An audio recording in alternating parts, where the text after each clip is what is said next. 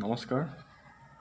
আজি আপোনালোকৰ আগত আলোচনা কৰিবলগীয়া বিষয়টো হৈছে ট্ৰাফিক বা আতংক প্ৰতিকাৰৰ ব্যৱস্থা মানে কি, নতুবা ট্ৰাফিক বা আতংক প্ৰতিকাৰৰ পৰিণতি মানে কি। এই কুৱেশ্যনটো হায়াৰ ছেকেণ্ডেৰী ফাইনেল এক্সামত প্ৰায় আহি থাকে, সেইবাবে আপোনালোকৰ আলোচনা কৰিব লৈছোঁ। আমি গম পাওঁ যে ছোভিয়েট ইউনিয়ন পতন হৈছিল 1990 বা 91 সেই সময়ছোৱাত। এই ছোভিয়েট ইউনিয়ন পতনৰ ফলত তাৰ যিখিনি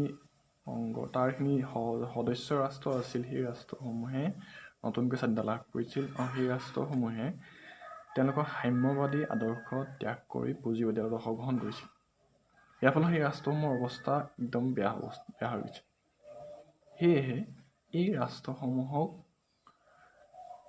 উদ্ধাৰ কৰিবৰ কাৰণে বিশ্ব বেংক, আন্তৰ্জাতিক মুদ্ৰা নিধিয়ে যি ব্যৱস্থা গ্ৰহণ কৰিছিল, অৰ্থাৎ তেওঁলোকৰ বিকাশ কৰিবৰ কাৰণে বা তেওঁলোকৰ উন্নতি কৰিবৰ কাৰণে আন্তৰ্জাতিক মুদ্ৰা নিধি বা বিশ্ব বেংকে বিশেষ ব্যৱস্থা গ্ৰহণ কৰিছিল। ইয়াক কোৱা হয় আতংক প্ৰতিকাৰৰ ব্যৱস্থা। এতিয়া হ'ল আতংক প্ৰতিকাৰৰ পৰিণতি মানে কি। এই ৰাষ্ট্ৰসমূহে সাম্যবাদী চিন্তাধাৰা পৰিত্যাগ কৰি পুঁজিবাদী ব্যৱস্থা গ্ৰহণ কৰাৰ ফলত ৰাষ্ট্ৰসমূহৰ অৱস্থা বেয়া হৈ গৈছিল আৰু তাক উদ্ধাৰ কৰিবৰ কাৰণে বিশ্ব বেংক বা আন্তৰ্জাতিক মুদ্ৰা নিধিয়ে বিশেষ ব্যৱস্থা গ্ৰহণ কৰিছিল। ইয়াৰ ফলত সেই ৰাষ্ট্ৰসমূহৰ যিখিনি বস্তু আছিল, কৃষি হওক, উদ্যোগ হওক, সকলোবিলাক বস্তু ব্যক্তিগতকৰণ কৰিবলগীয়া হৈছিল। অৰ্থাৎ ৰাষ্ট্ৰ কৰিওতে এজন ব্যক্তিয়ে পৰিচালনা কৰিব লৈছিল।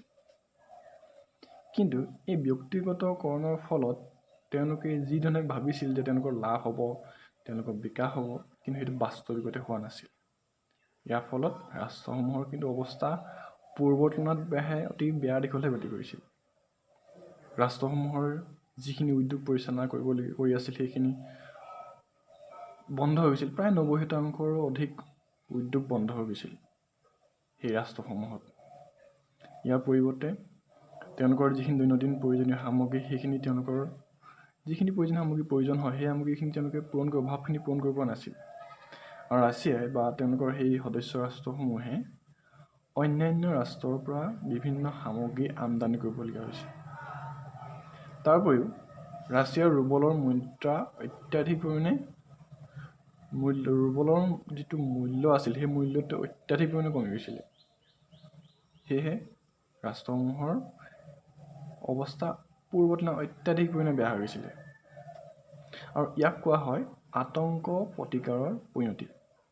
অৰ্থাৎ তেওঁলোকে ছোভিয়েট ইউনিয়ন ধ্বংসৰ ফলত তেওঁলোকৰ পুঁজিবাদী ব্যৱস্থা গ্ৰহণ কৰিছিল। ইয়াৰ ফলত তেওঁলোকৰ আতংক হৈছিল, অৰ্থাৎ লোকৰ সমস্যা। এই আতংকৰ পৰা উদ্ধাৰ কৰিবৰ কাৰণে তেওঁলোকে প্ৰতিকাৰ হিচাপে লৈছিল পুঁজিবাদী চিন্তাধাৰা।